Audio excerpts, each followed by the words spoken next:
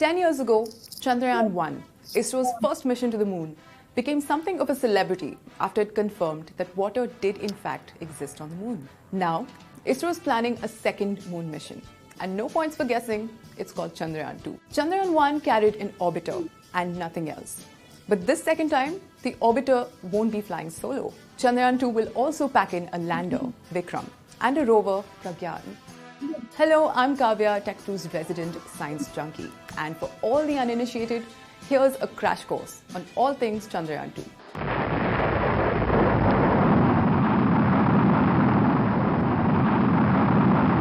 Officially, the mission starts on 15th July, when the orbiter, lander and rover will get a lift on the heaviest rocket ISRO has built to date, the Baap of all Desi rockets, the GSLV Mark III. The trio will spend their first 16 days circling the Earth. It will climb and raise its orbit, picking up speed before escaping Earth's gravity on a trajectory to the moon. Now, Chandrayaan-2 will begin its 3.8 lakh kilometer journey, reaching for the moon. First up is the most important member of the trio, the orbiter.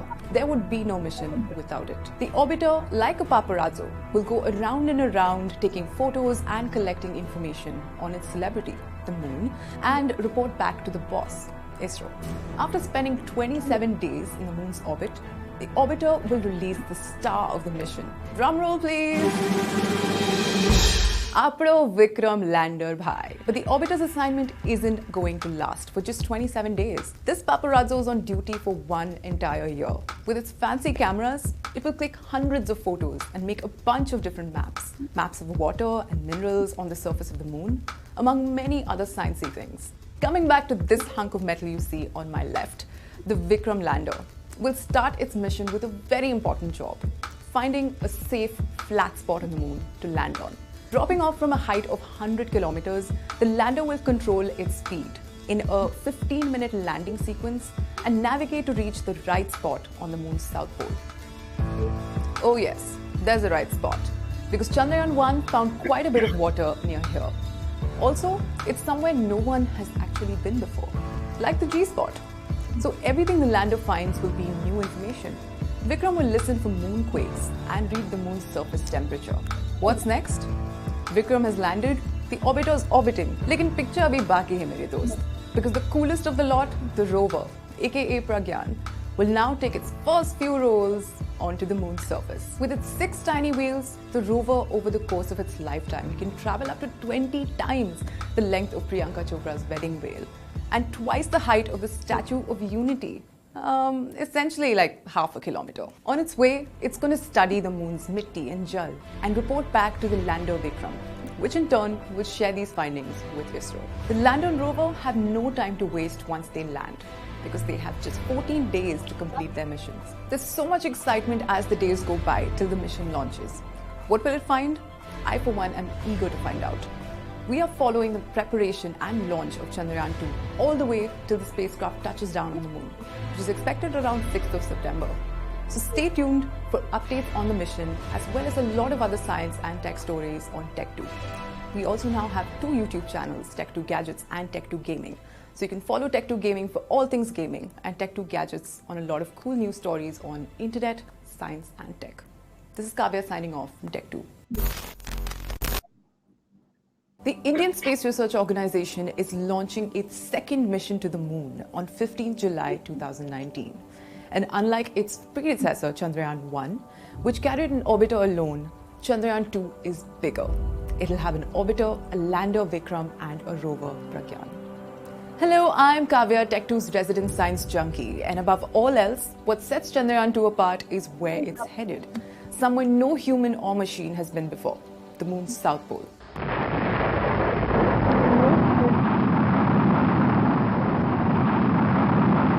Hearts, money, and billion-dollar projects are riding on what's actually found here. Huge countries with legit space programs, the former Soviet Union, US, and China, have all landed on the moon, but they haven't been to the South Pole. Jeff Bezos' space venture Blue Origin is aiming to be the first private company to land on the South Pole in 2024. This is Blue Moon. This is an incredible vehicle, and it's going to the moon. Even Israel's Bereshit recently tried and made it to the moon's orbit. It took photos till moments before it crashed onto the surface and died an epic, tragic death. So clearly, it's super risky. So why would we want to go there? To begin with, the South Pole's landscape is way more interesting than the North because the surface area that stays in the shadows is much larger. There are also several craters here that Chandrayaan-1 found water ice inside of. Now the whole world is eager to know more. And you too might be thinking, where exactly is this water? And where did it come from?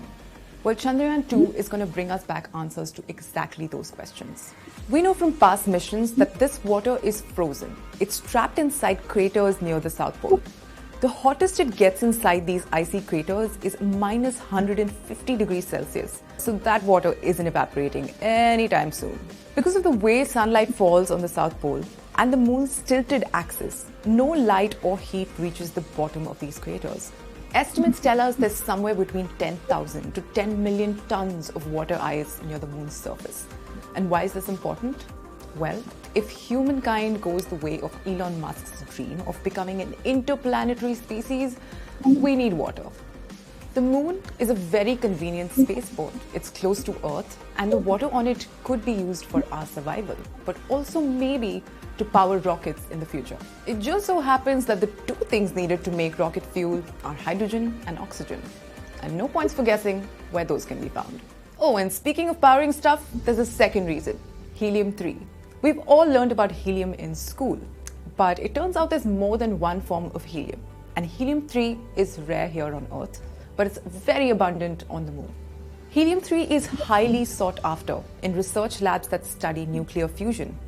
This is a technology that could someday power rockets, spacecrafts, maybe even our homes. The trouble is, we know almost nothing about helium-3, not how to use it or even how to handle it. But ISRO's chairman, Dr. K.Sivan, had this to say about ISRO's agenda for helium-3. The countries which have the capacity to bring that source from the moon to Earth will dictate the process. I don't want to just be part of them, I want to lead them. We approve of that message. Chandrayaan-2 will attempt to soft land in a flat plain between two craters, Manzinus C and Simpelius N, at a latitude of about 70 degrees south. And while that's expected,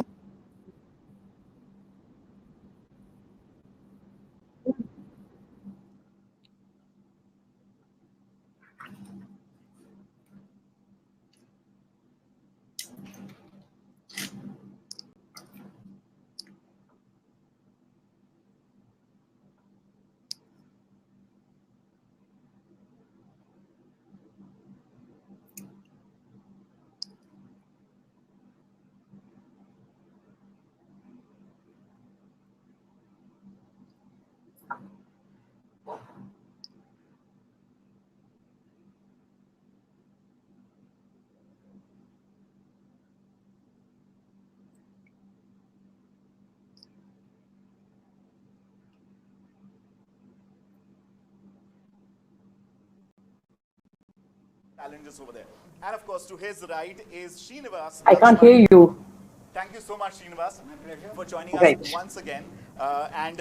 He's a senior space journalist and author of several books on space. Srinivas was with us, of course, for the first attempt of Chandrayaan-2, and this, of course, is the second attempt of Chandrayaan-2. Fantastic. So first up, I want to get a barometer of what are we feeling? Excited, nervous.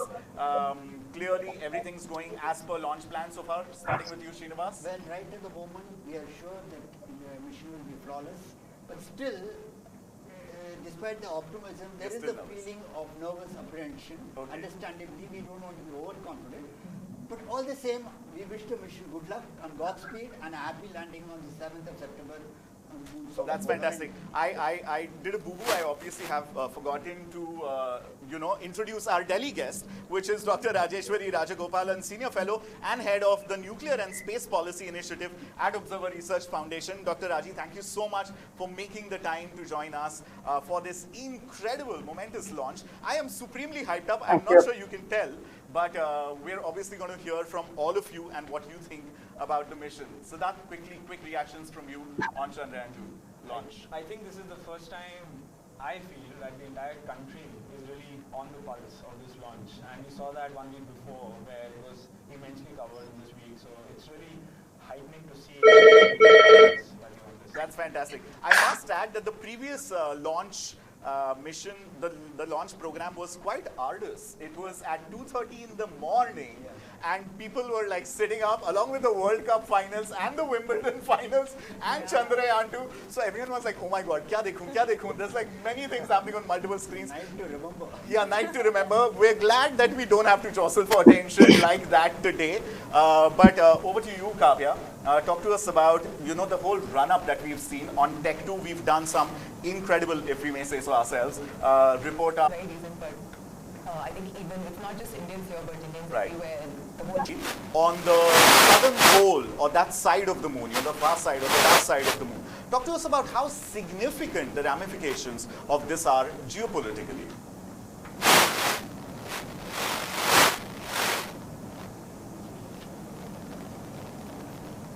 Dr. Raji, I hope we haven't lost you to the moon. Okay, while we get Dr. Raji on Skype back on, let's hear this. Okay, let's hear the same question. What your reactions are to this, Srinivas? Geopolitically, because you've been covering space and ISRO's missions. You've authored so many books, and on Mangalyaan as well. What do you think the ramifications are? Yeah, we discussed last time. Geopolitically, this is very important because we join an exclusive club of 3 nations and we'll become the 4th. In my opinion, I stand corrected, if we pull it off on the 7th of September at 2:17 in the morning. You mean when we pull it off on the 7th of September? We will have a major bargaining power in the international global bodies like the United Nations. Our leverage goes up, our bargaining power goes up, and it is something the way we step into the nuclear club with the Pokhran tests. Right. I sort of compare the two. So that is the main, in my opinion, the geopolitical significance of the mission. A fact mentioned to us 2 weeks back by none other than the former chairman of ISRO, father of India's moon mission, Dr. Kasturi Rangan, at TIFR. Okay. An interaction. Yeah. That's fantastic. Dr. Raji, if you can hear us, did you manage to hear my question? What do you think are going to be the geopolitical takeaways or achievements or milestones with Chandrayaan 2 successfully happening? Yeah. No, I think if all goes as planned, I think I'm quite optimistic about it. I think it's very geopolitically a significant moment because, first of all, I think there is attention to go back to the moon. The lunar missions are becoming a lot more popular. Ever since President Trump came into office in the US, he talked about going back to the moon. The Russians have done it before. Even in the Asian context, India, China, and Japan are doing their own missions, as well as India and Japan are combining their efforts. And what China has done in this regard is also fairly impressive. So I think there is a larger competition playing out in outer space, and the lunar missions become one more arena where this is playing out in a big way. Well, Dr. Raji was talking about how there's a good, healthy competition now among the countries that have already been there, and how it is going to encourage a lot more in terms of lunar programs for countries that have an active space program. I want to hear from you, Siddharth, the multiple aspects that make Chandrayaan 2. Kavya has done this incredible explainer video. We've seen that earlier in the live. But take us through how Chandrayaan 2 is not just one thing, the big GSLV Mark III M1 rocket that we see in all the visuals, including right behind us, but how there are multiple aspects and what role each one of these will play. Because this is really something that is an area of your personal study and expertise. Yes. So, like it has been said, and quite rightly, this will be the most complex mission of India to outside of the Earth orbit. And like you rightly mentioned, there are several components to this particular spacecraft. It has an orbiter, it has a lander and a rover. And the coordination between ground control here on Earth and the entire component as it is leaving Earth orbit, inserting itself into lunar orbit, getting into a circular orbit around the moon, and then at the right point of time, having a detachment of the lander and the rover on one day and then landing on the surface of the moon. The entire orchestration of the entire mission, I think, is what really stands out as the most complex objective of this particular mission. And like it has also been mentioned, the point from where the lander and the rover detach from the orbiter and they descend towards the moon, that is the terror moment, the 15 minutes of terror, like has been said. And that's actually where we previously saw the Israel mission have a failure, and it hard landed and crashed onto the surface of the moon. So it's not easy. It's a very difficult task technically to do. The coordination, it's an autonomous affair, so it's a coordination between the onboard computers and the engines, and the way they control the deceleration. And what makes it also exciting, I should add at this point, is that several meters above the lunar surface, the engines will shut off, and it will be descent pulled by the lunar surface. What? Onto the ground. The microgravity of the lunar surface. Wow. And one of the reasons they're doing that is to prevent any plumes of dust coming and covering onto the solar panels, and also contaminating some of the instruments. So the lander has actually been built in a way that it can withstand the force when it lands onto the surface of the moon. So all of these things and many more are why this particular mission is really exciting and arduous. Absolutely unbelievable. Remarkable detailing over there. Right now, if we manage to get the visuals right in our background or on full screen, we are also tracking on the laptop the actual live transmission coming in from Sriharikota, which is where, you know, Chandrayaan 2 is going to take off from. And Kavya, I'd like to understand from you, you were in, you went and met Team ISRO and Team Chandrayaan 2 in Bangalore weeks ago when, they made, or months ago actually, when they made all the details of Chandrayaan 2 public. You met with K.Sivan, the chairman of Indian Space Research Organization, and he poured over details of also the team, that is working on Chandrayaan 2 mission. Clearly something like this cannot happen without the most incredible set of minds and scientists who've literally, I'm sure, they haven't probably seen their houses or their homes or their loved ones for months or weeks going into this launch. So talk to us about this team and what's special over there. Yeah, so I think they've been working on it for, ever since where Chandrayaan 1 dropped off, they've been picking up science from there. So Chandrayaan 1, for people to remind, let's remind them when that happened. Yeah, that was a long time ago in 2009. October 22nd. 2008. My birthday. Oh. 22nd, again, 2008. another launch. So there you are. Anyway, continue. Your fate is tied with India's space program. No wonder you're a space journalist, Srinivas. Lovely. Anyway, go ahead. So it's been 11 years now since the first moon mission took off, and the first moon mission, Chandrayaan 1 by ISRO, made the very, very important discovery of confirming that the surface of the moon has water and hydroxyl ions, and that's that as well as some of the mineral makeup of the surface of the moon. So those two things are big takeaways that Chandrayaan was building on. Let's pause right there. This was a very, very big deal. Yeah, Before Chandrayaan 1 in 2008, no other lunar mission had confirmed with evidence that there is presence of water on the surface of moon and hydroxyl ions. Raji, I want to hear from you. If you could rewind back to 2008 October, when Chandrayaan 1 went on. Of course, this was a very different time. There was very little of social media, very little of YouTube and all of this that is happening right now. But if you could just flash back and tell us what it was like in 2008 and 9 and the impact of that announcement when Chandrayaan 1's achievements were made public. No, I think that was again an important achievement for India, important milestone for India, because as a developing country, as a country with a lot of development challenges and so on and so forth, and ISRO works with a very small budget. And with that budget, you're able to undertake massive missions such as this, as well as later on the India planetary mission, the Mars mission. I think these are fairly impressive missions that India has been doing. So I think India also becomes an inspirational story for a lot of different countries around the world.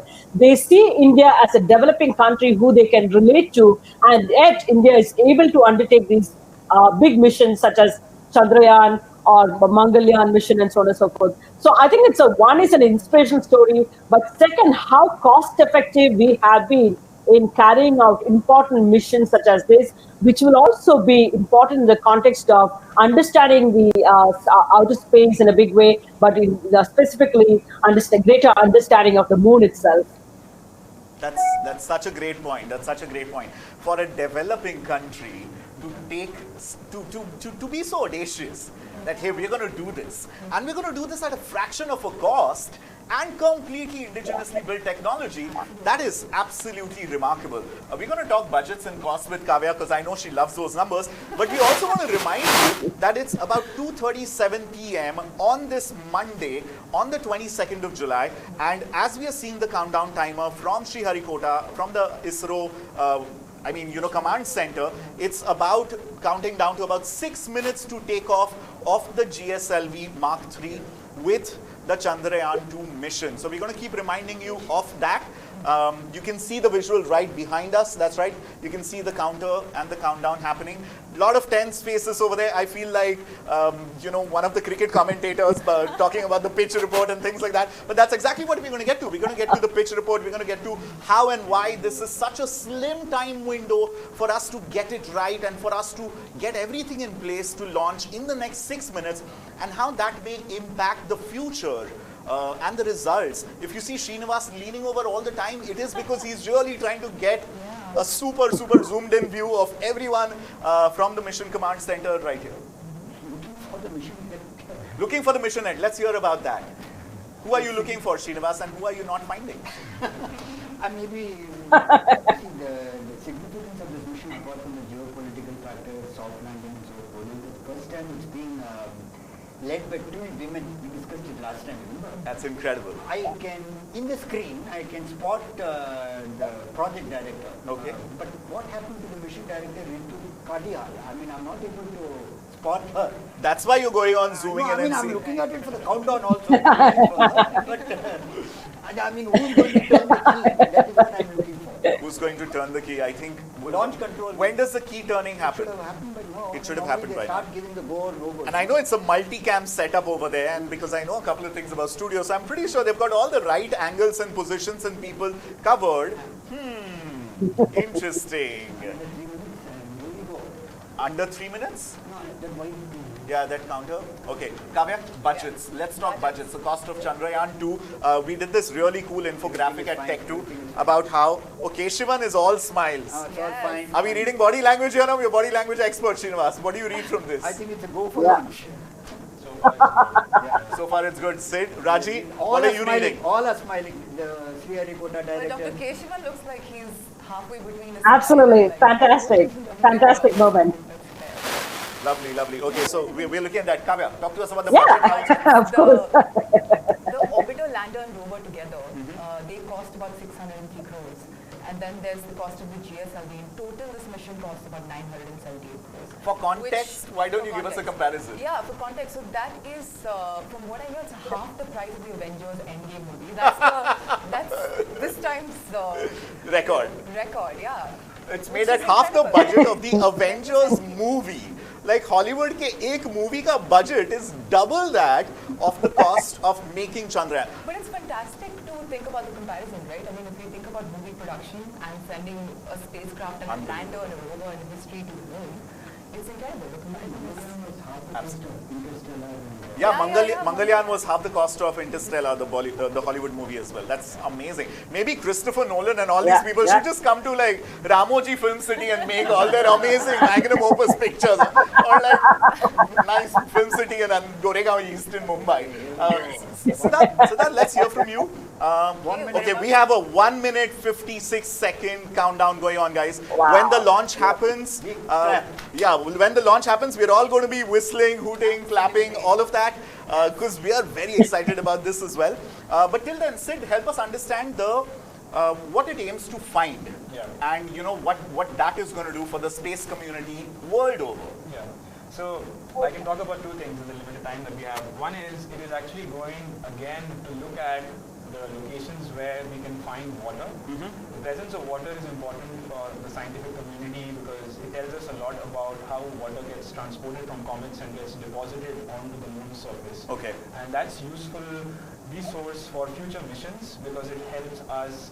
Water is a fuel which can be broken into hydrogen and oxygen, and water is for consumption purposes for astronauts who live there. So it would solidify Moon as a fuel outpost while we're going to Mars and other destinations in the world. And the other scientific objective of this mission is to understand the origin and the evolution of the Moon. Okay. So the elements that it will find and the minerals it will find will help us understand that. Okay, what are we looking at right now on the screen? That was very well summed up. We're looking at a 40-second countdown now, guys. I think like 30 seconds on, we're literally just going to Just made it, guys. We're going to see. Sorry? Oh yes, let's hear this. Excitement building up. Yep. Okay, we have 23, 22, 21, 20. I think after 10, we should all count down. Yeah, let's hear it loudly. T minus 10 10 seconds. 9, 9, 8, 7, 6, 5, 4, 3, 2, 1. And liftoff. Yeah. Whoa! And we have liftoff my goodness. of the GSLV Mark III. Oh my God, what a remarkable visual. Look at that. Wow. Oh my God. You're seeing visuals from the viewing gallery at Sriharikota. GSLV Mark III has lifted off with Chandrayaan 2. Wow. You can hear applause and claps all Terrific. around in the command center. That is so amazing. Raji, are you seeing this? TV is on. Yeah. Wow, it looks like a cloudy day. Absolutely phenomenal. A cloudy day in Sriharikota. The camera person is obviously struggling to try and get visuals. Liftoff normally has to say. Yeah, yeah.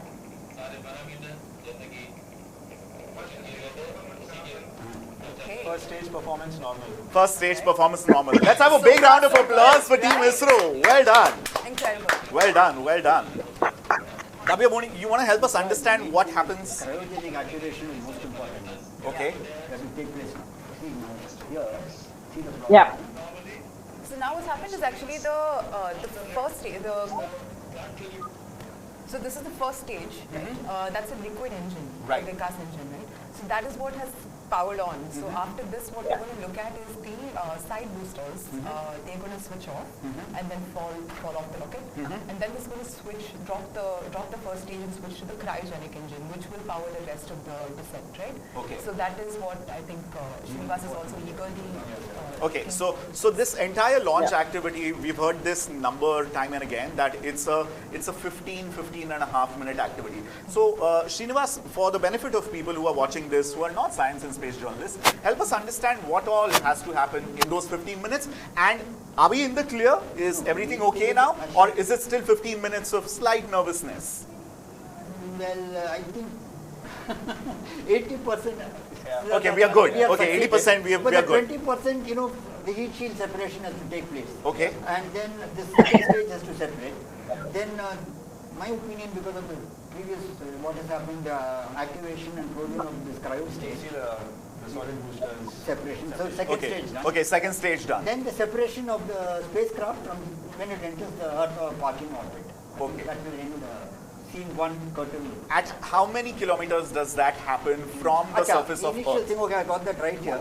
I got that. Yeah, because you know, for a lot of people, they are like, "Acha, space mein ho raha hai, but exactly kidhar ho raha hai? Like, what is happening?" 404 into 39,120 kilometers is the orbit. Yeah. So what does that number actually mean? Because the first Upper is the perigee altitude will be the from- closest to be about the 170. Not 130, I'm sorry, I stand corrected. 170. The furthest distance will be 39,120. Right. And So all those gradually diagrams that we they will have seen- increase it. I think 5 orbits, right? Am I saying 5 Five orbits? orbits. I'm gonna have to still simplify it a little more. So Kavya, just help us understand what you've just heard from Srinivas. Yeah. What happens now to the Chandrayaan 2 unit? What does it do over the next how many ever days? Yeah. So if everyone should have at least seen the beautiful visuals that ISRO's put up. And in those animations, we see, as soon as the liftoff is happening, the launch is happening. Very important, very important.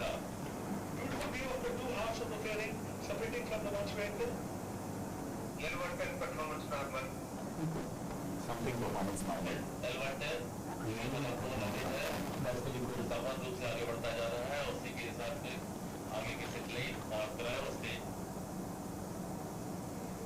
So we can see the L110 stage is the equal stage, and that performance is nominal. Okay. That's another win.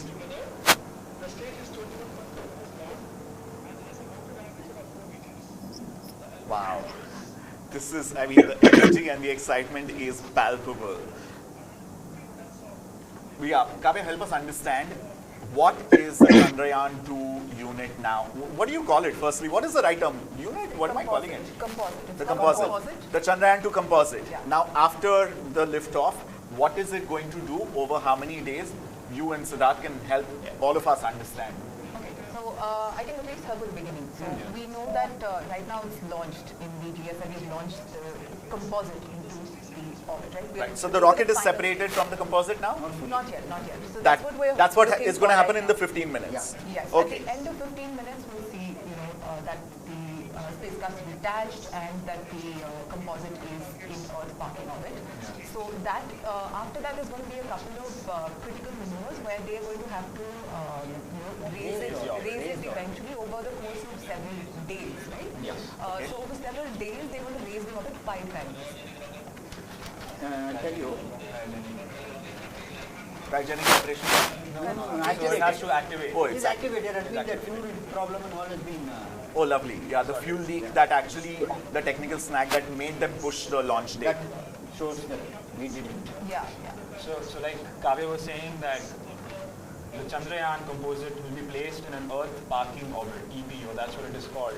And it's a very elliptical orbit. When I say elliptical, what I mean is that it is at one point when it is close to the Earth, it's really close, and then it goes out far out. So it's not a circular orbit, meaning that it is always at the same distance away from the Earth. It's at an elliptical orbit, which means that at one point it is really close to the Earth, and while it's going the long lap, it's actually far away from the Earth. Okay. So it will be placed in that Earth parking orbit. Okay. And then slowly they will be raising the orbit by firing the engine thrusters, and then you see that the orbit keeps getting larger and larger. And then at one particular point of time is when it will be inserted, it will be put into LTT, lunar transfer trajectory. Okay. So at that point of time, it's shot towards the moon. Okay. The reason why we don't shoot ourselves directly towards the moon is because we are conserving our energy. We are utilizing the gravitational forces of the Earth to slowly, steadily raise our orbit, and also move slowly and steadily towards the moon. And then pick up velocity basically. Pick up velocity. Orbit. Slingshot. So every time we go Yeah, around something the like a Earth, slingshot.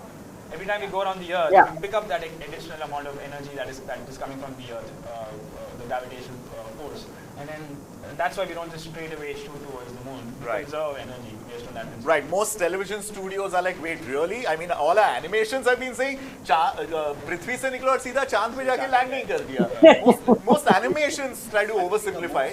Critical moment will be 13 days from today. Okay. What is known as a lunar orbit insertion burn. Okay. So sometimes, as Siddharth would agree or not, many missions have failed at that point because the right amount of burn has to take place on the engine. Okay. So I don't know whether this is going to be on the far side or this side. What Shivan told us was this is going to be on the visible side. Right. And that is a very, very... It's a critical stage, about 14 days from... 14 days from now. 14 days from Earlier now. it was 28 days, but I think because of the change in the flight plan, they have reduced it to 13. So help me understand this, that as the day of the launch was critical because of favorable conditions and everything, also the day of landing on the far side or near the South Pole, 685 kilometers from the South Pole of the moon, even the launch day is critical. The date, 6th September night or early morning of 7th September was the intended day of landing on the moon. And even though we've taken off a week after schedule, we're still going to make it in time. What sorcery is this? How are we going to manage that? No, I think they changed the flight plan a little. They tweaked here and there a little. So there was a buffer of a few days, give or take, to the original plan. Here and there. So the bulk of the time they've cut off is actually in the surveillance of the orbit. Because they've reduced that by about 15 days. They've done a lot of changes. Wait a second, all of these are experts here. They're talking about things which are so technical that most of you may not even understand. So let me break Why it down. do you need to orbit the moon for 27 days, which was part of the original plan? Tell us that first. So here's what happens. As soon soon as you are in orbit around the moon, there are several things that are done. One is you do a complete health check. You understand whether all the systems are in place. You also start a number of observations, close observations, because you have to look at the landing site where it will be in a polar orbit. So you'll be looking at the landing site and you'll be taking a lot of images of that particular site. Because clearly this is not an object jiska jaake location reki karke aaye hain, right? And then also there's always a buffer number of days that are kept for moments like these, right?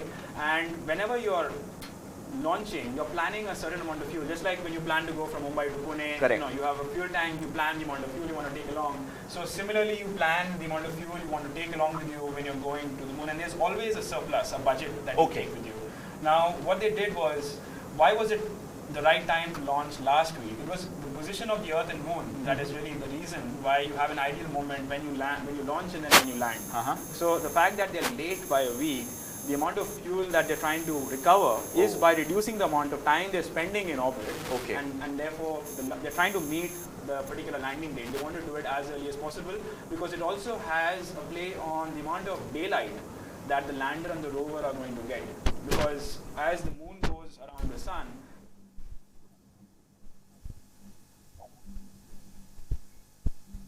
the lander and the rover can get will reduce. So there are all these different parameters which have to be kept in mind that they just want to do it, they don't want to delay the landing. So that is why they've slightly modified the whole mission plan so as to be able to meet that particular landing. Interesting. Raji, I want to go over to you and want to get a sense of how you think the world is watching us and the ISRO transmission right now.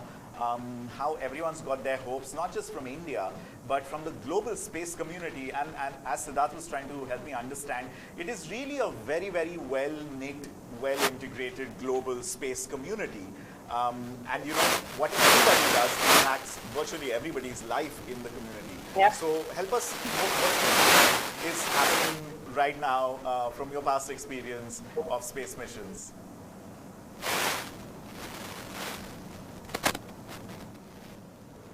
No, absolutely. This is a very exciting moment, not just for India, but I think the whole world is practically watching.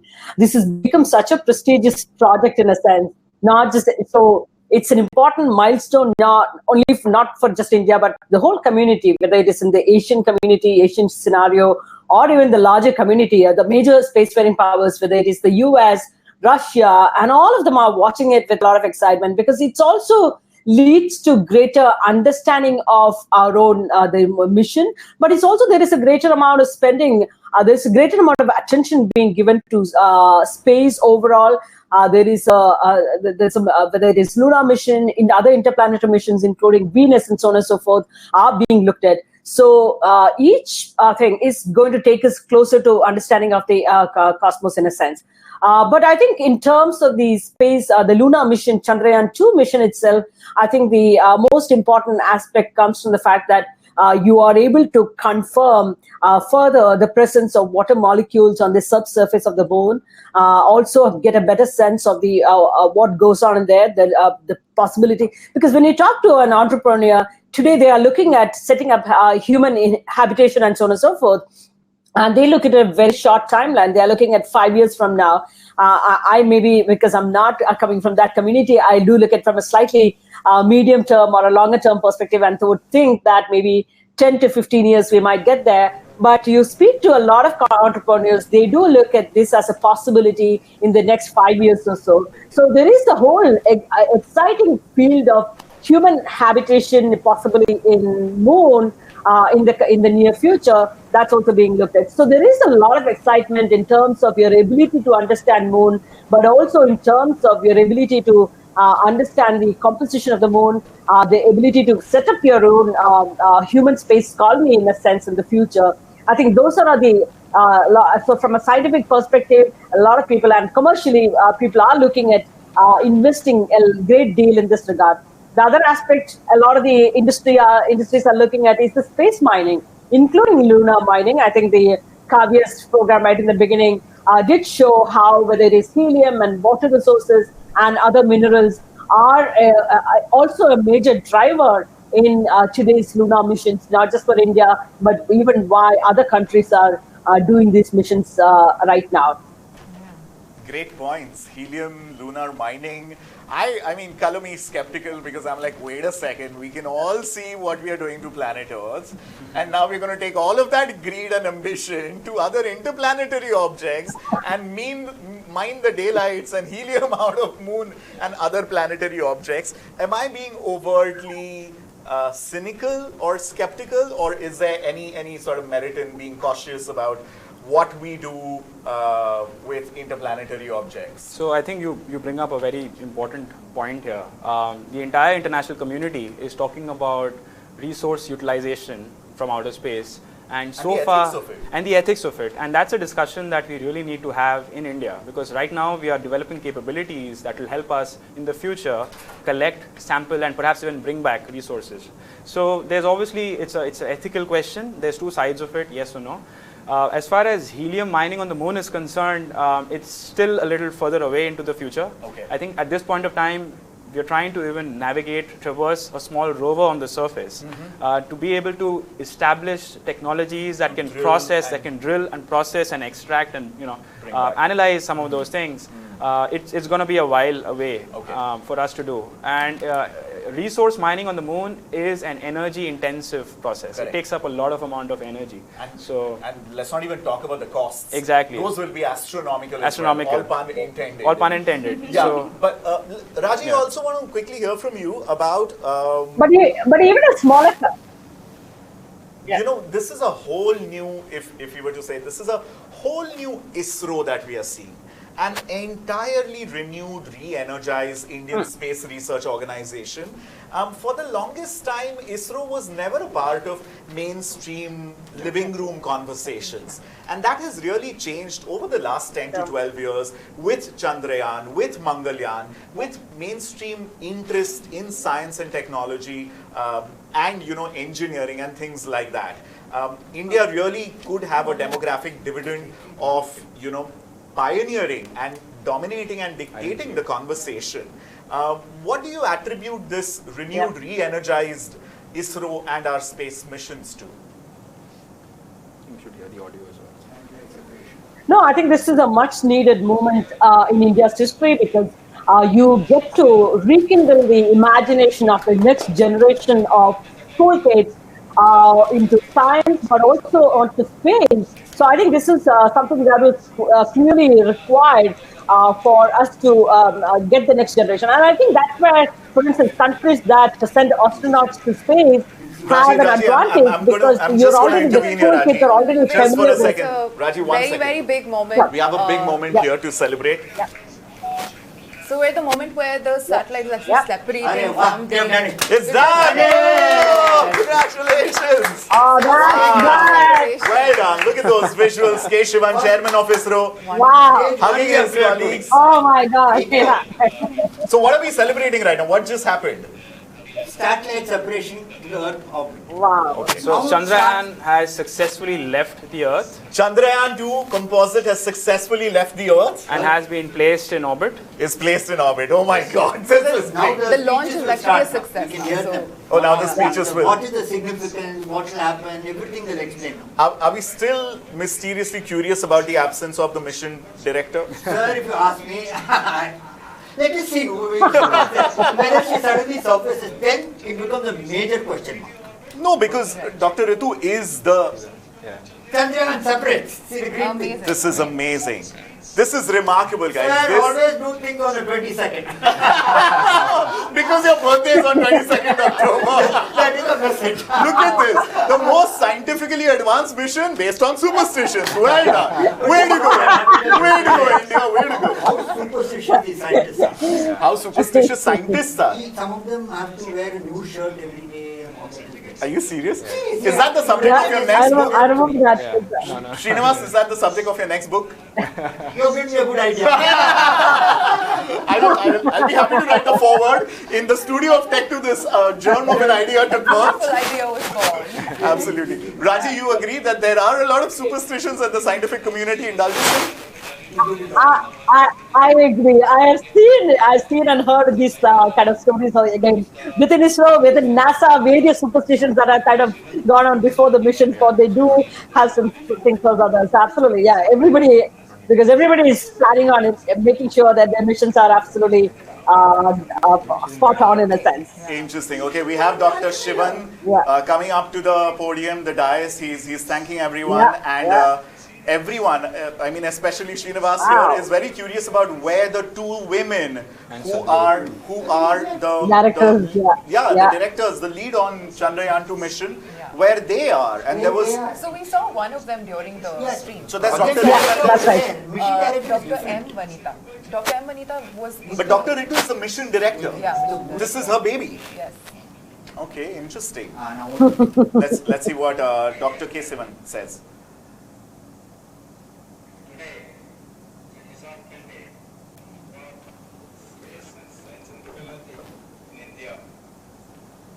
Extremely happy to announce that GSLV Mark III vehicle successfully ejected Chandrayaan 2 in the defined orbit. In fact, the orbit is and this is the overperformance what we were expecting, and that is the reason we went for burn to depletion instead of apportioning what is called guidance margin in the cryogenic stage. Yes. The mission has been successfully accomplished. The Chandrayaan 2 is now in GTO orbit, a very good GTO orbit which will save some fuel of Chandrayaan. And now you can see the screens, Dr. K.Sivan, Chairman ISRO, congratulating various scientists, and he is awaiting the signals from the satellite, where the satellite signals will actually confirm its deployment. The information right now which we have given you is from the launch vehicle, and shortly the satellite will be sending its signal, and once that happens, then Dr. Sivan will be speaking to us about his experience and his views of the launch. जैसा कि हमारे सहयोगी श्री अभय कुमार जी बता रहे थे कि satellite हमारे rocket ने इसको लॉन्च कर दिया है। अब सैटेलाइट से आने वाले जो संकेत हैं वो हमारे ग्राउंड स्टेशन अभी बहुत जोर से क्लैपिंग हो रही है, इसके मतलब हमारे पास संकेत प्राप्त हो गए हैं सैटेलाइट के द्वारा। अब इसका हमारे चेयरमैन ISRO डॉक्टर K.Sivan कुछ समय के बाद में उसकी उद्घोषणा करेंगे। The satellite has given its signals. And quickly the vehicle has got back to normal. Or taking greetings from his seniors, the earlier chairman of ISRO, other VVIPs, and in next 1.5 days, the required tests were conducted to ensure that corrections made was proper in the right direction, and we confirm, and after that vehicle is handed over to the जैसा कि हमारे सहयोगी श्री अभय कुमार जी बता रहे थे कि satellite हमारे rocket ने इसको लॉन्च कर दिया। सैटेलाइट से आने वाले जो संकेत हैं वो हमारे ग्राउंड स्टेशन क्लैपिंग हो रही है, इसके मतलब हमारे पास कुछ संकेत प्राप्त हो गए हैं सैटेलाइट के द्वारा। हमारे चेयरमैन ISRO डॉक्टर K.Sivan उसकी उद्घोषणा करेंगे। the satellite has given its signals.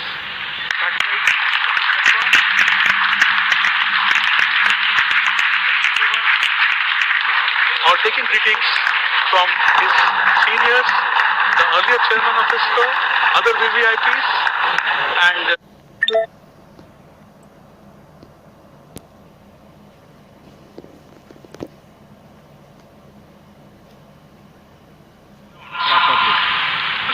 GSLV Mark III vehicle successfully injected Chandrayaan 2 in the defined orbit. In fact, the orbit is 6,000 kilometers more than what our intended is better.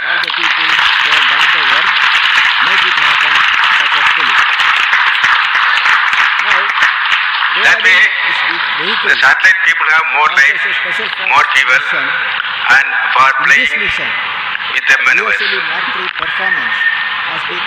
Actually, it is the beginning of a historical journey of India towards moon and to land at a place near South Pole to carry out scientific experiments to explore unexplored.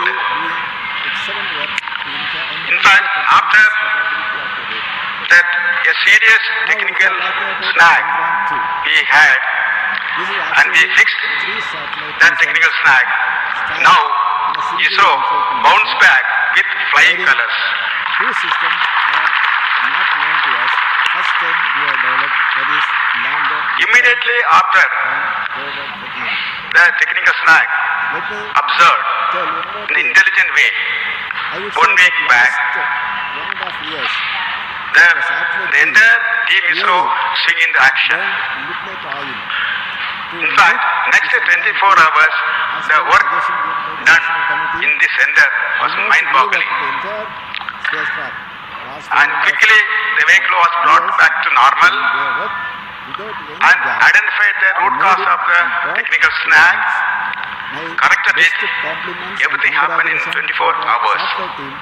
In next 1.5 days, the required tests were conducted to ensure that corrections made was proper in the right direction, and we confirmed, and after that the vehicle is handed over to the management for taking further action. If you are saying this particular Muhammad's task is possible, or it is only because of the very, very hard work by the team ISRO, especially engineers, technical assistants, technicians, supporting staff of SDSC, PSSC, LPSC and IPRC. In fact, they are working continuously, forget about their families, sacrificing their interest, but non-stop mode. They work to ensure that the snag is fixed properly. In addition to that, the expert team constituted was really on the job for last 7 days, so that to ensure that every systems are function properly. And it is my duty to salute all the people who have done the work to make it happen successfully. Now, regarding this vehicle, also as a special for this mission, in this mission, GSLV Mark III performance has been increased by 15% more than the earlier mission. Thereby, now the Mark III is approached fourth in capability to GTO as we designed. My compliments and congratulations to the launch vehicle team for really doing excellent work to enhance the performance capability of the vehicle. Now, if you are talking about Chandrayaan 2, this is actually 3 satellite missions stacked in a single launch vehicle mission, wherein 2 systems are not known to us. First set we have developed, that is lander Vikram and rover Chandrayaan. That's Dr. K.Sivan, the chairman of Indian Space Research Organization, of course, giving the, if I may call it, the victory speech. I mean, they've been victors over all kinds of technical snags, all kind of pressures, and anything and everything that science and technology can sometimes just like misbehave and, not work it out. But Chandrayaan 2 is a go. It is in orbit. It is, in fact, 6,000 kilometers farther than the intended place where they wanted to shoot the rocket for it to go into the elliptical orbit. Did I get that right? Yeah, somewhat. Okay, Yeah. Sort of. Yeah. Near about. So, quickly let's summarize what we have seen here today and closing thoughts on the Chandrayaan 2 launch here. It is an absolutely monumental milestone for Indian space research and exploration, for ISRO and its capabilities, and for the world, community at large over here. So, closing thoughts, hearing from you, Raji, first, and then we'll go to Srinivas and to Siddharth and to Kavya. No, I think it's been a very impressive feat India has achieved.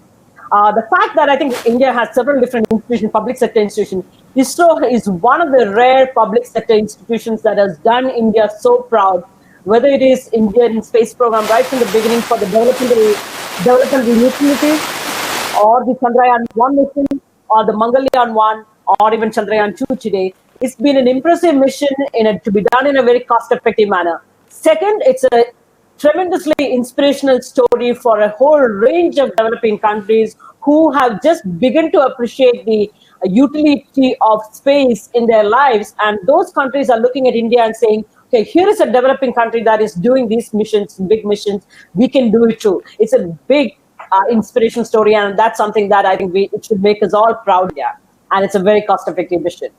Fantastic, very cost-effective and a big inspiration to other developing countries. Great words there, Raji.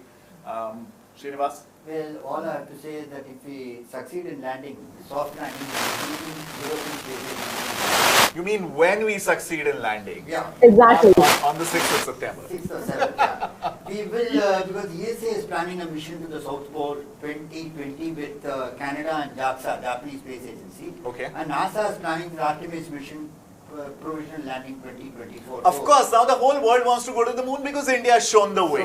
So it's all right, guys. It's okay. We'll take the credit. No big deal here. So Yeah. that's it, and that's all I have to say, and wish them all the best. Thank you so much, Srinivas. Thank you for joining us. Siddharth? So, like it has been said, the first stage is successful.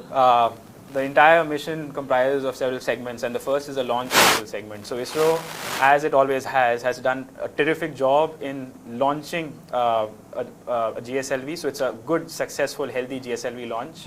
All the stages have worked brilliantly, and the Chandrayaan is now in a stable orbit.